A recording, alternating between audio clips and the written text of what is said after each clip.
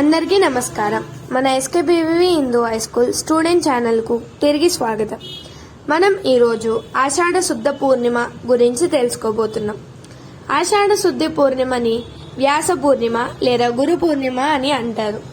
ఎందుకంటే వ్యాసుడు ఆషాఢ శుద్ధ పూర్ణిమ రోజున జన్మించారు.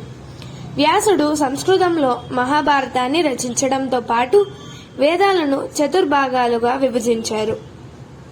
అష్టాదశ పురాణాలను వంటి అనేక రచనలు చేశారు.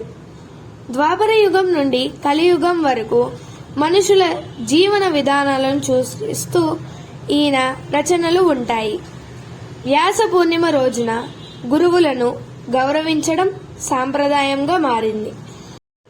భారతీయ సనాతన సాంప్రదాయాలను పాటిస్తూ Hindu high school students Guru Purnima రోజున గురువులను దైవంగా భావించి గురు పూజా మహోత్సవం నిర్వహించిన గురువులను బహుమతితో సత్కరించారు. ఈ సందర్భంలో స్కూల్ ఓల్డ్ స్టూడెంట్ అయిన పూలపాటి సామలరావు గారు గురువులను చిరు కానుకలతో బహుకరించారు. ఈ వీడియోను చూసిన ప్రేక్షకులందరికీ ధన్యవాదములు. మన ఛానల్ లైక్ చేయండి, షేర్ చేయండి, అలాగే సబ్స్క్రైబ్ చేయండి. ధన్యవాదములు.